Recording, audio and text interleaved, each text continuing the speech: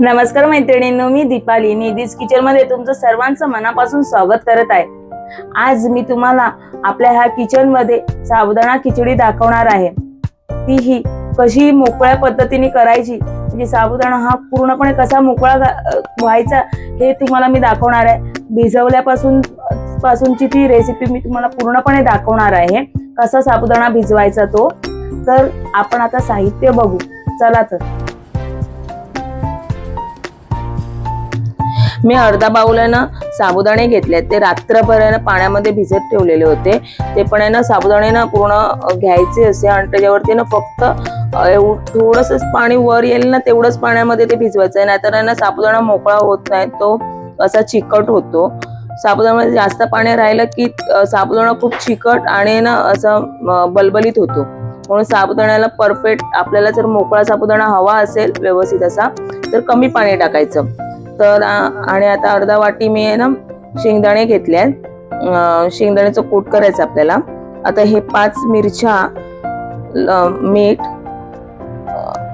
तूप, काजूचे तुकडे, कढीपत्ता, साखर, दही, जिरं, 2 बटाटे, कोथिंबीर आणि तेल। आणि आता आपण ना हे शेंगदाणे भाजून घेऊ।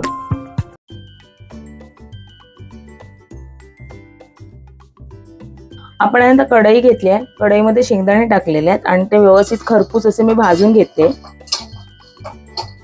जोपर्यंत त्यांची व्यवस्थित अशी साल निघत नाही तोपर्यंत आपले हे शेंगदाणे भाजलेल्यासारखे होतात। व्यवस्थित आपल्याला 5 ते 10 मिनिटं मॅक्झिमम लागतात त्याला भाजायला। आपण व्यवस्थित भाजून घेऊ।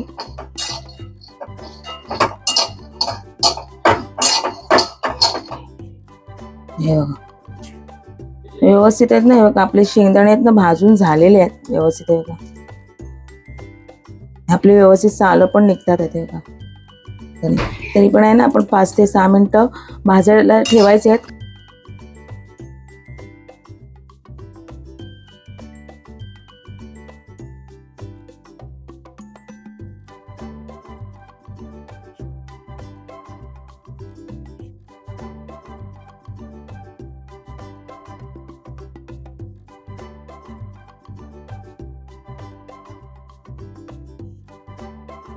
हे बघा अशा पद्धतीने आपले हे शेंगदाणे भाजून झालेले आहेत आणि हे बघा व्यवस्थित साल पण निघायला लागलेत आणि आतून पण ते व्यवस्थित शिजलेले आहेत। चला तर मग आपण ना ह्याचे साल काढून मिक्सर मध्ये फिरवून घेऊ। हे बघा आपले आता हे शेंगदाणे ना मस्तपैकी भाजून झालेले आहेत मस्तपैकी। हे बघा खूप छान निघाले आहेत, त्याचे साल पण एकूण एक बघा अशी निघालेले आहेत। हे बघा अशी साल पटापट निघतात, म्हणजे आपले शेंगदाणे ना व्यवस्थित भाजून घेतलेत। आता आपले ना हे सगळे शेंगदाण्याची साल काढून आणि आपले शेंगदाणे चांगले भाजून झालेले आहेत। आता आपण मिक्सर मध्ये हे ग्राइंड करून घेऊ। हे बघा त्याचा कूट करून घ्यायचं आहे। आता आहे ना हे जे 5 मिरच्या ज्या मी घेतलेल्या आहेत त्या मी त्याची देठं काढून स्वच्छ धुवून घेतल्या आहेत। आणि ना तुम्हाला जर ह्याच्यातलं जर कमी करायचे असेल ना मिरच्या, तिखट जर तुमच्या घरी कमी खात असेल तुम्ही कमीही करू शकता। आणि तुम्ही हे मिरच्या फोडणीला पण टाकू शकतात बारीक तुकडे करून, पण आहे ना आम्ही ते शेंगदाण्याबरोबरच मी कुटणार आहे, कारण ते खूप छान लागतात, त्याचा तिखटपणा खूप छान येतो। हे बघा आता आपण कूट करून घेऊया आपण मस्त मी ना असं एकदा असं फिरवते मग थांबते। तेल सुटत नाही आपल्या शेंगदाण्याच्या कुटाला आणि व्यवस्थित असं ना फळफळीत होते। हे बघा आणि ना आपले हे मस्त की असे तुकडे पण होतात छान, म्हणजे मिक्स पण होतं। मिरचीचे असे ना बारीक बारीक तुकडे राहिलेले आहेत, तर आपण आहे ना पुन्हा एकदा असं पटापट असं हे करून घ्यायचं। नाहीतर आहे ना आपण असं नाही केलं ना, असं पूर्ण असं फिरवत गेलो ना राऊंड तर ना तेल सुटायला चालू होतं शेंगदाण्याला आणि आपलं शेंगदाण्याचं कूट होत नाही। बघ आपलं मस्त असं शेंगदाण्याचं कूट झालेलं आहे आणि मिरच्या पण मस्त की बारीक झाल्या आहेत, जसं पाहिजे तशा झालेल्या आहेत मिरच्या बारीक। आपण आहे ना हे व्यवस्थित आपलं शेंगदाण्याचं कूट झालेलं आहे आणि आपण ना त्याआधी पूर्णपणे असं परातीत काढून घेतलं मी परातीत व्यवस्थित असं काढून घेतलंय। आणि ना आपण हे जे आपलं साबुदाणा आहे व्यवस्थित मी भिजवून घेतलेला तो पण मी ह्याच्यामध्ये असं टाकून मोकळा करून घेते.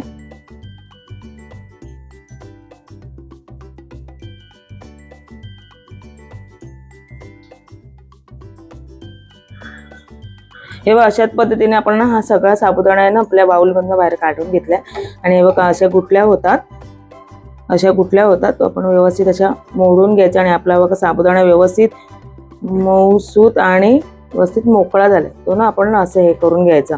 आता साबुदाणा पण आहे ना कुस्करतोय आपला, त्याच्यामुळे हे बघा ते ना मी व्यवस्थित साबुदाण्याचा कूट आहे ना मी हे तेच लावून घेते, म्हणजे साबुदाण्यात लावून घेते. कारण आहे ना मग तो वरून टाकल्यानंतर तो वरवरच राहतो, व्यवस्थित ना एकजीव होत नाही साबुदाण्यांना. म्हणून आहे ना मी साबुदाण्याला व्यवस्थित असंच इथे लावून घेतलंय. त्याचबरोबर आहे ना हे जे आपण मीठ घेतलंय ते मीठही आपण ह्याच्यामध्ये टाकून घेऊ चवीनुसार. हो का, तुम्हाला जेवढं चवीच्या हिशोबाने तुम्ही मीठ घ्या, कमी जास्त प्रमाण करू शकतात. त्याचबरोबर आपण आहे ना ही जी साखर घेतलेली होती ती तुम्ही घेऊ शकता, त्याच्याऐवजी तुम्ही गोड पण घेऊ शकता. पण साखरेची टेस्ट ना खूप छान येते, तिखट गोडपणा येतो आणि थोडंसं आंबटपणा पण येतो, तर खूप छान टेस्ट लागते ती. आता मी ना ह्याच्यामध्ये पूर्णपणे हे दही मिक्स करते आणि ना ते पण असं व्यवस्थित असं हे करून घ्यायचं. दही टाकल्यानं आंबट तिखट आणि मस्त अशी अशी चव खूप छान लागते. अशा पद्धतीने तुम्ही ही म्हणजे अशा पद्धतीने आपण सगळं हे मिश्रण मिक्स करून घ्यायचं. अशाच पद्धतीने आपण हे साबुदाण्यामध्ये सगळ्या गोष्टी मिक्स करून घेतलेल्या आहेत आणि म्हणजे मस्त मिक्स झालेले आहेत. आपण आता फोडणीची तयारी करू.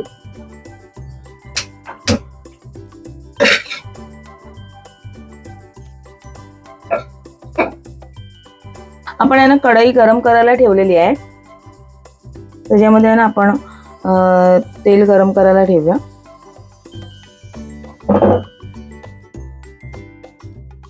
बघा आता तेल टाकलेलं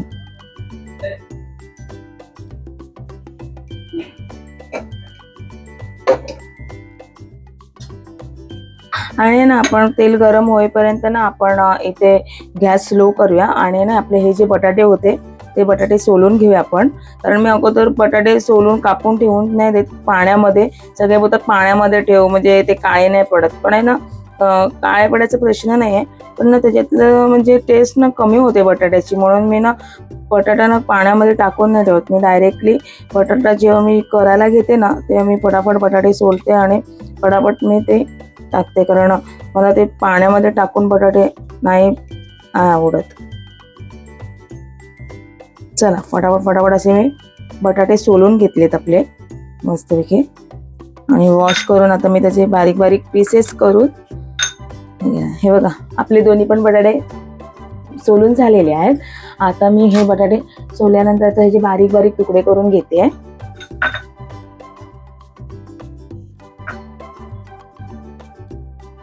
एका साईडला आपलं तेल गरम होतंय,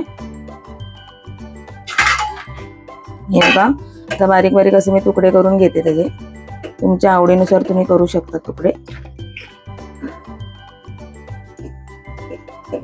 आपलं तेल गरम झालेलं आहे, तर त्याच्यामध्ये ना आपण शेंगदाणे भाजून घेऊ. तुमच्या आवडीनुसार तुम्ही घेऊ शकता शेंगदाणे, पण मी शेंगदाणे टाकते एवढे फ्राय करायला. छान दिसतात, दिसायला छान वाटतं फ्राय शेंगदाणे टाकल्यावरती आणि खायला पण छान लागतात. तर ना आपण इथे आपण आपले बटाटे पण कट करूया, तोपर्यंत शेंगदाणे फ्राय होतील आपले. हे बघा बटाटे पण मस्त कट करून घेते.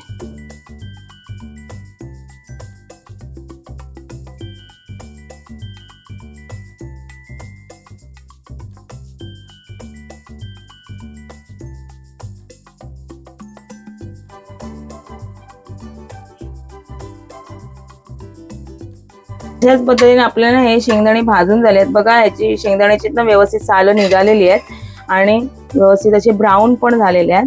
तर आपण आहे ना हे काढून घेऊया. तांबूस कलर मध्ये झालेले आहेत आपले हे शेंगदाणे बघा मस्त पैकी.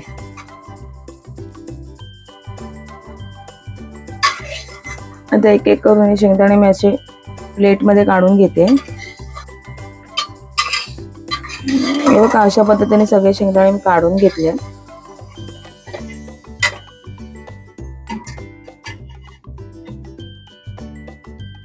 चला तर मग आपलं ना हे तेल ना व्यवस्थित असं गरम झालेलं आहे. त्याच्यामध्ये आपण ना बटाटे टाकूया, नाहीतर मग जास्त गरम तेलामध्ये पण बटाटे टाकले ना मग ते कच्चे राहतात. त्यामुळे व्यवस्थित असं मी बटाटे फ्राय करून घेते.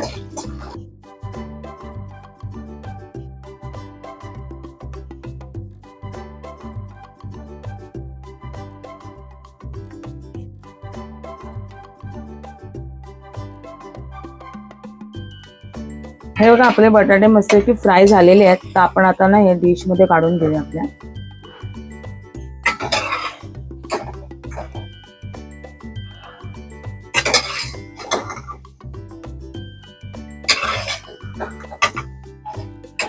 अशाच पद्धतीने सगळे बटाटे आहेत ना मी काढून घेतलेले आहेत.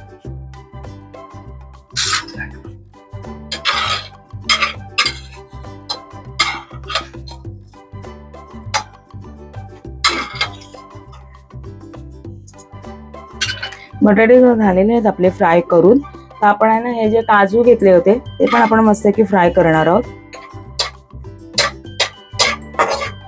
ऑप्शनल आहे काजू, पण काजू टाकल्यानंतर ना खिचडीला खूप छान अशी रिचनेस टेस्ट येते.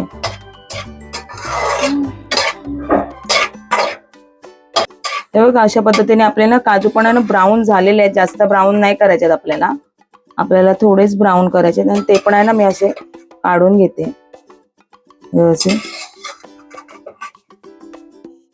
अशाच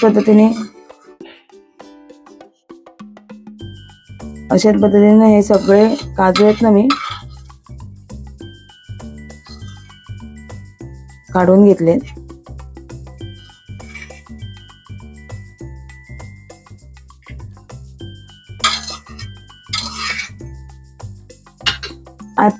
आता आपले हे जे तेल राहिलं आहे त्याच तेलामध्ये आपण आता फोडणी करून घ्यायची आहे. आपलं तेल तापलंय की नाही ते बघण्यासाठी ना आपण हे बघा असं जर जिरं आपलं दिसलं, एखाद दुसरं जिरं टाकून बघायचं की तेलामध्ये ते फुलतंय का.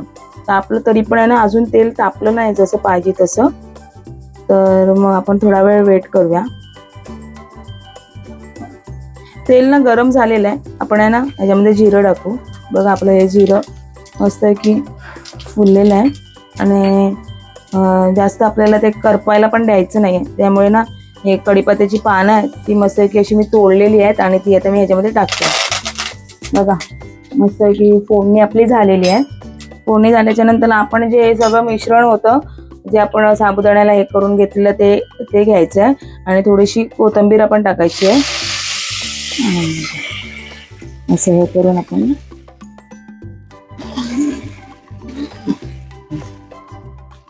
मस्त घेतलं जे घेतलेलं साहित्य आणि सगळं मिक्स करून व्यवस्थित ही फोडणी आहे ना अशी मी मिक्स करून घेते. बघा नाही मिक्स करून आता हे बघा आता मी मिक्स करून घेतलेली अशा पद्धतीने.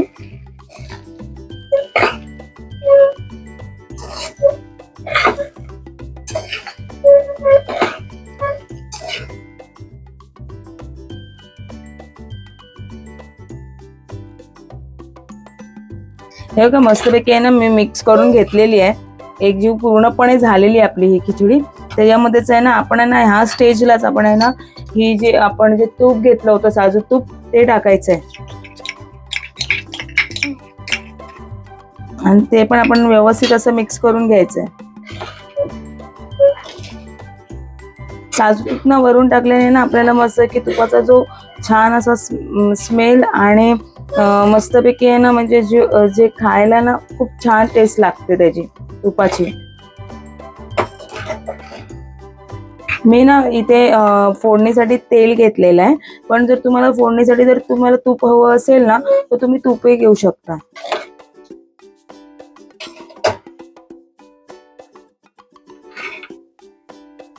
आपण आहे ना स्टार्टिंगलाच मीठ आणि ना साखर वगैरे सगळं टाकलेलं आहे.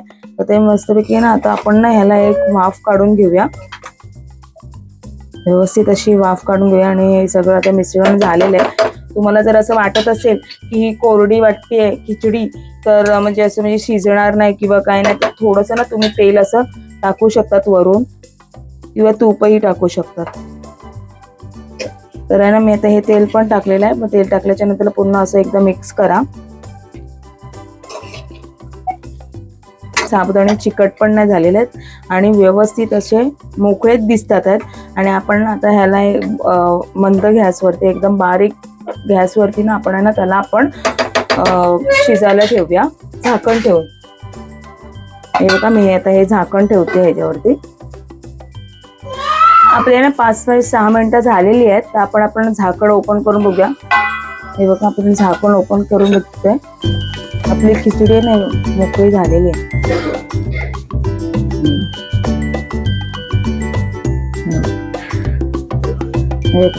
अशा पद्धतीने मोकळी झालेली आपली खिचडी. तर चला तर आपण आहे ना आता ही खिचडी मोकळी झालेली आहे आपली अशा पद्धतीने. तर आपण आता ही आपण सर्विंग बोल मध्ये काढून घेऊया. हे बघा आणि आता साबुदाणा शिजला कसा आहे बघा, दिसतोय ट्रान्सफर पण झालेलं आहे मस्तपैकी. एकदम मोकळी झालेली आहे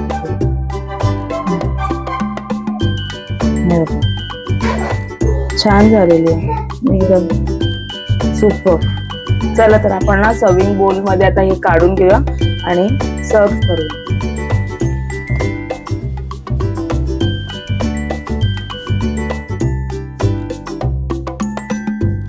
आपली आहे ना अशीच ही साबुदाण्याची खिचडी तयार झालेली आहे.